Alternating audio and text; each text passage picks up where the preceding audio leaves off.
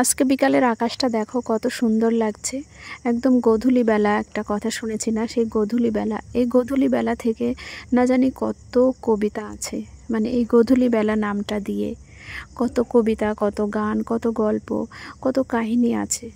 তো সত্যিই এই বেলাটা কিন্তু অসম্ভব সুন্দর লাগে দেখতে। আর আমরা রোজ বিকালে ছাদে বসে এইগুলো উপভোগ করি, সত্যি খুবই ভালো লাগে। এটা হচ্ছে তার পরের দিনের ভিডিও।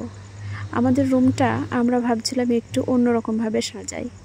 বেডটা এইভাবে ছিল, তো এখন বেডটা আমরা তিনজন মিলে ঘুরিয়ে এটাকে দেখি কোন সাইডে রাখলে ভালো লাগে সেরকম করব। আর এর মধ্যে দেখো, ঘর যেহেতু আমার অগোছালো ছিল, তো যেমন পেরেছি, যেটা পেরেছি সেটা এর মধ্যে ঢুকিয়ে রেখেছি।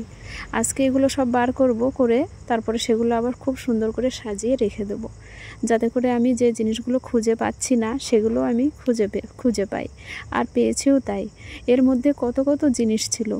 একটা বালিশের কভার আমি অনেক দিন ধরেই খুঁজে পাচ্ছিলাম না, সেটাও দেখি এর মধ্যে রয়েছে।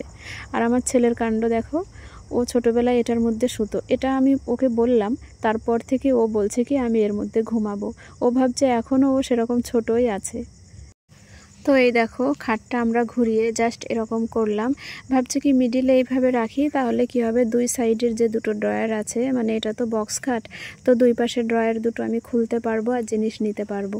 তো ওই জন্য মাঝখানে রাখলাম। তারপর যখন কিছুদিন পর আবার মন ভরে যাবে, তখন কিন্তু এটা আবার চেঞ্জ করে আবার অন্যভাবে রাখবো। আর এই দেখো ঘরের অবস্থা কি হয়েছে তোমাদের দেখায়, বাইরের অবস্থাটা জাস্ট দেখো। এই যে সব জিনিস এদিক ওদিক করে রেখেছি, এগুলো গোছাতে হয়তো সারাটা দিন আমার লেগে যেতে পারে।